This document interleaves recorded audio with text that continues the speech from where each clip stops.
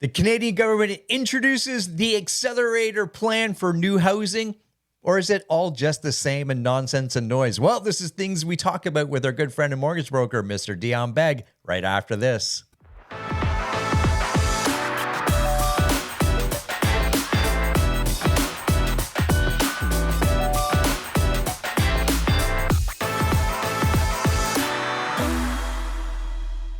Or check. Good. Here we are, my friends, with our favorite mortgage broker in all the land, Mr. Dion Beg. How are you, my man? Hey, Gary. Well, had a birthday, so I'm feeling a year older, and I'm feeling every year of it. Well, that's good. Anytime we're above ground, that's always a good thing. That's a good thing. Speaking of above ground or above craziness, I feel like every time we shoot a video, the following day, something hits the fan and the news cycle is going wild. Last Tuesday, so we're shooting this on November 27th.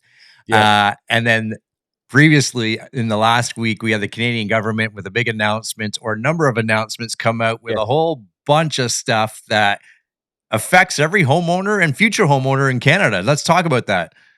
You bet. It was an action-packed week in the government and therefore in real estate, because a lot of their meetings around their fiscal plans, centered around mortgages, housing supply. So a lot of interesting stuff. I think we should start by talking about this new, as they're calling it, Canadian Mortgage Charter. Sounds fancy. Yes, sounds very fancy. But I think I gave you the points there, Gary. So you might want to just step me through the first one there. What was it? Yeah. So the finance minister, Freeland, talking about, almost coaching mortgage or lenders and mortgage brokers and associates and so forth. I don't want to say how to do their job, but how to do their job that they're already doing. Right. Yeah. So the renewals component is probably one of the funniest ones. So basically, the government is saying that mortgage lenders should be reaching out to their borrowers 6 months in advance and talking to them about renewing and potentially early renewing and how they're going to manage jumping from their existing rate into a higher rate. Right. And the funny thing is, well and truly before this announcement, I can tell you that every lender in this country is already doing that. Right. And each of these lenders have an entire department called their retentions department. And their goal is to keep their clients. And of course, if they want to keep their clients, they're not waiting until the day before renewal to reach out to their client. They are actively soliciting their business at least 6 months. And in many cases, earlier than that. I've had lenders reach out 9 months in advance of their renewal in order to maintain that client as a client for them. And what they're saying is, as at that time, they should be talking about offering to their client an early renewal. But the weird thing around that, Gary, is that who in their right mind would say, yes, I would love the new rate of 6% when my current rate is 3%, right? Yeah. So it's kind of madness. But, and again, when I watched this, what do they call it? Press conference. It was like they had their entire background, which was their party and their supporters, like literally being their cheerleaders for every word that came out of their mouth. And it was the word of the Almighty being delivered to the people. It's like, this is not new. This is not new at all. But that was almost laughable. Because they threw things out like making sure you can do, lump sum payments at renewal dates and everything, like all these things that are already written into that mortgage charter that you sign off on, right? Correct. Again, they're saying, yes, maybe you've fallen behind because, these measures which have pushed you in extended amortization means that maybe you want to catch up. You want to throw some money at your mortgage so that the principal balance comes down. Again, guys, all of you listening who have a mortgage, at the end of your mortgage agreement, you are a free agent, meaning that you're not bound to just a minor prepayment. You can prepay as much as you want and at that time you just say to your lender, look, I want to drop 200 grand on my mortgage before we renew. This is fully allowable already. So again, nothing new, but you should have heard the crowd cheer when she mentioned that one. Again, And it was kind of I know ridiculous. that's funny. We should probably provide some clarity on it. This has nothing to do with while you're in a mortgage term. For instance, say it's a Right? 3, 5 year, doesn't matter. And during every year, you typically have up to a percentage point of that principal Yeah, amount maybe that you're 10 or allowed to 20%. prepay or pay down. This has nothing to do with that, That's right? right. This Yeah. means you're at the end of your agreement, at which point, like I said, you're a free agent and you say to your lender, okay, I'm going to drop some money on this. It's my choice. Do you still want me as a client of yours after I reduce the balance? They're always going to say yes. So Mhm. there's no loss. There's nothing new here, really. Yeah. Yeah. Okay. The other weird part, or kind of just rubs people the wrong way in a sense, is the no stress test on renewals, which sounds like a great thing. Give us some Correct. clarity around what that Yeah. is. So there's a big condition there. So Yeah. no stress test on renewals, big asterisk, which is if you have an insured mortgage. Okay. Mm. So let me give you an example. We had two people buy a house last year, and they each took a 1 year fixed rate, for example. Person one only put 5% down, 25 grand. They got a CMHC insured. Sorry, they got a mortgage with CMHC insurance. Okay. Their friend decided that they were going to put 20% down, 100 grand down. Okay, we are now 1 year into the future. We're here today. And the first person who put just their 5% down can renew or go to a different lender and not be exposed to the stress test, which is somewhere around 8% today. Whereas the person who had the wherewithal to save 20% down is exposed to the stress test if they want to move lenders. So where's the fairness there, Yeah. right? I would say that I'd be pretty pissed if I was that second person right now, right? Yeah. Trying to shop my mortgage, knowing that the person who didn't save their butts off to put their 20% down gets a better deal on renewal, right? Yeah. That's unfair in my mind. Yeah. Yeah.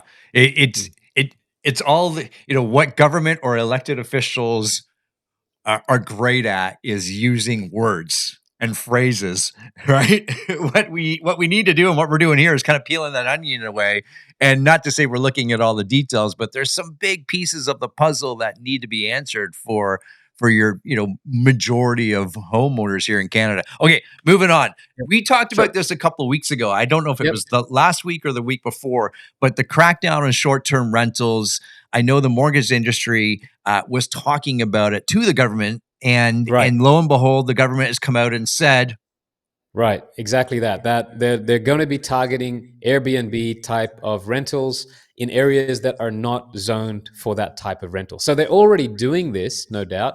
But basically, what they're announcing is if you have an Airbnb that is in a location that is not zoned for that, you now have a target on your back. The reason behind this is they want that property to be on the long-term rental market to provide housing for regular long-term Canadian tenants, right?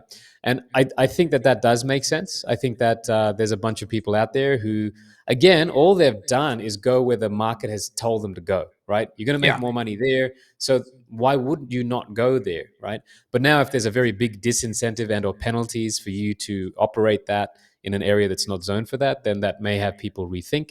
And like I said earlier in an earlier podcast, when you buy, you should always anticipate government rule changes that would push your short-term rental to long-term, and make sure you run your numbers and make sure that it's sustainable under regular long-term rental. yeah, yeah," and that's going to push obviously a lot of I'm thinking some of those downtown cores, like in Toronto, obviously where you and I work in the most in a sense, or Toronto area. That's going to push a lot of units onto the market. Yeah, So and that also may make them less profitable for those long-term investors, and therefore mhm. they may be coming to market for Yeah. sale. Yeah. Yeah. What we should do, maybe next, we'll set this up for next week. I hosted our monthly brokerage. We at our brokers, we have a monthly meeting and we talk Yep. about all different things that's going on in the market. And I do a market update. And we should talk about, Dion, this year, 2023, will be the lowest number of sales on the Toronto Real Estate Board that we've had in decades. So I know that average is somewhere around 100,000. Okay, we'll be lucky to get 65 to 67,000 solds. Wow. So 35% drop. Yeah. Now, a great, and we'll talk about this in a couple of weeks or next week. Okay. A great number every year, very sustainable, great for the financial markets, great for the local areas is about 85,000 sales. That means prices aren't shooting up. Okay. Everyone's just happy there. Got it. And the interesting thing is every year where we've had a huge decline like 2008, 2017, what Yep. happens the next year?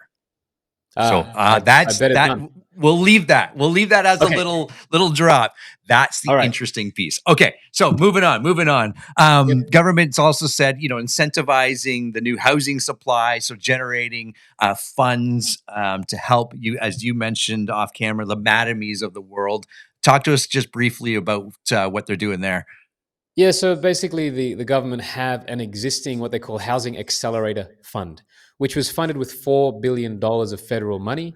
Uh, and the purpose behind this money is to cut the red tape and go from application for development to actual shovels in ground faster, right? And I don't think anybody in the world will complain about that, right? Less government bureaucracy, Mm, as long as all safety measures, environmental measures are kept in standards, right?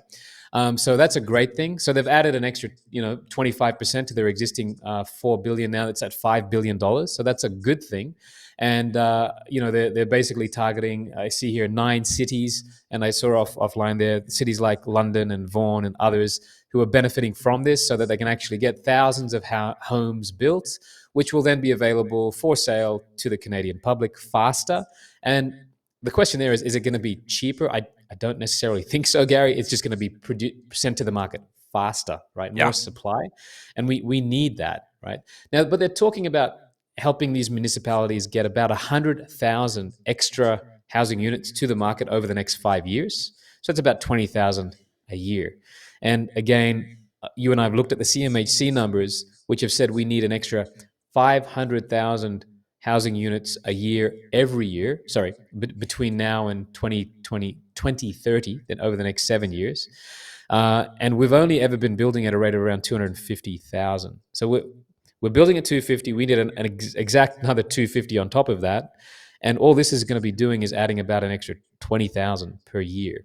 So it's a drop in the bucket, but I'm not one to cast doubt on the fact that we're moving in the right direction. Yeah. But my question is, what else could be done? Let's continue what the government's doing here and figure out what else can be done to accelerate this even more. Yeah, yeah, and in fact, that's exactly what they're calling it. The 4 billion. I got it written right here. The four Yeah. billion Housing Accelerator Fund. Yes. So Yeah. it's And now right it's there in five the billion. name. So let's accelerate. Right? Let's accelerate. Exactly. Exactly. Yeah, So yeah, look, it's yeah. a step in the right direction, but it feels like a baby step. But Right.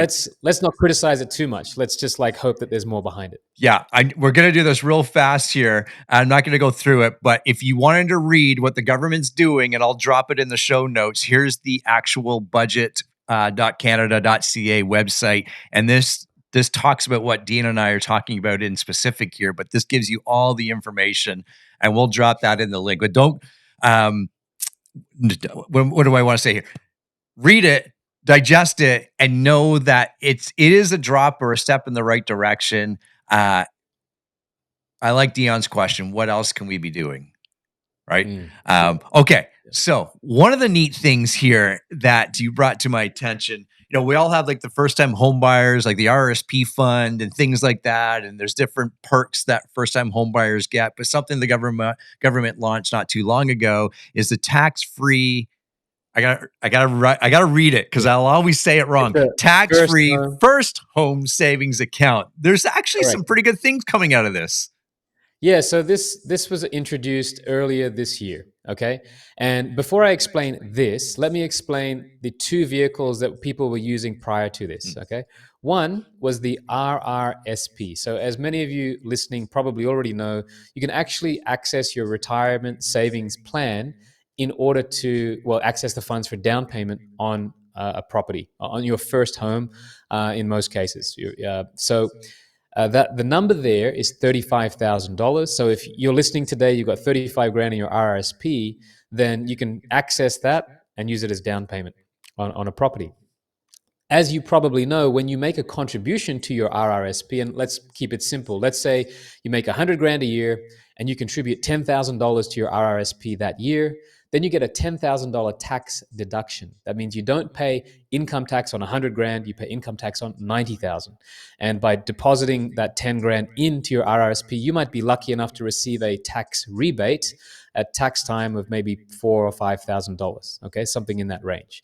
So that's the RRSP. There's a tax deduction benefit there. On the other side, there's a vehicle called the TFSA, the tax-free savings account. So this here is, let's just say you've got some money in your regular savings account, and if you were to earn interest on it, let's just say you earned 5% interest, well, unfortunately, some of that is going to be taxed. So instead of having 10 grand in your savings account, you could transfer that 10 grand into a TFSA. And when you make your 5% or $500 return that year, that $500 is not taxable. It is entirely yours. So that's the benefit of a TFSA. Now, let's move over to this FHSA, First Home Savings Account. Long story short, it combines the benefit of these two previous vehicles into one. You get the tax deductibility of the RRSP and the no tax on the interest earned in the TFSA combined in this one account. So if anybody wants to know what's the best way to save money for my first home, by far, it is the First Home Savings Account. And the message has got out. It looks like there's been 250,000 Canadians who have opened a FHSA in the last year. And yeah, if you're thinking about saving, that's where to do it. The maximum contribution per year is $8,000 to a maximum of $40,000 lifetime. So if you've got money parked in a checking or a savings account, it may be time to move that money into a FHSA. And if you want direction on how to do that and where to do that, feel free to reach out and we'll tell you where our clients are putting their money. Yeah, that's good. I know I looked at it from just the tax-free savings account or that investment account. From my experience or my knowledge tells me that you have to be a minimum age of 18, because I was thinking of doing this for my kids as they, Smart. but you can, there's different ways to do it, but I'd say as soon as you turn 18 or you have children in and around that age, get them to open it, even like the smallest number, put it in there, because compounded over time that turns into something. And I remember I shout out to my parents. When I was 18, they had me open up a couple of different accounts, and 3-4 years later, this is 25 plus years ago, I had 10 grand, 15 grand in that account when I was like 21, 22. And what 21 or 22-year-old has that type of money? Not many, right? Yeah. And you and I have spoken many times about the fact that one of the biggest gifts we can give our kids is that financial leg up into the property market. So yeah, if you're a parent of somebody who could soon be a first-time home buyer, yeah, look at this FHSA, and if you're going to help them, have them drop that money into an FHSA under their own name. Yeah. Excellent stuff. Okay. I know we're going to do one more call before December 6th. Okay. And December 6th is what? Right. It's the next time that the Bank of Canada has an announcement. What's your gut feeling there? Are we kind of holding pat here? Or? Yeah. So look, Gary, I've always been a bit tentative because this last year has been so up and down, but a bit tentative about making predictions. But I will say, in these last 14 days, there's been a bunch of economic data which has come out to support the idea that the next move for interest rates is not up. Mm-hmm. It is down. Yeah. Now, when is that going to happen? There's a lot of speculation. Economists are saying anywhere from as early as March through to as late as September, right? So if we were to pick a middle ground, let's just say it's somewhere in the summertime, right? June, July. But we have a meeting December 6th. We have a meeting January 24. And I think both of those will result in zero change. And I want to also point out that February is a no meeting month. Therefore, if we get all the way to February, right, it means we're going to have 6 months in a row of no interest rate changes. Okay, so that's going to be a huge step in the right direction for market sentiment and consumer confidence. Right. The last time we had just 4 months in a row of no interest rate change, we saw the real estate market jump by 12% in the GTA. That was at the start of this year. So, for those of you who have been waiting for some sense of relief and certainty, I think the next couple of months is actually going to give that to you. And yeah, I can say now, more than 10 days out from this next meeting, that it would take something crazy to happen for interest rates to increase in December. Yeah. Well said. Well said. All right, my friend. How do people get a hold of you? Yep, kangamortgage.ca or on Instagram at the Dion Beg. There you have it, my friends. Okay, so that's Dion Beg. I'm Gary McGowan. Yes, we'll have one more call before the big December 6th non-announcement. And we'll go from there, my friends. Thanks for watching. We'll see everybody in the next show. Bye for now. Yeah.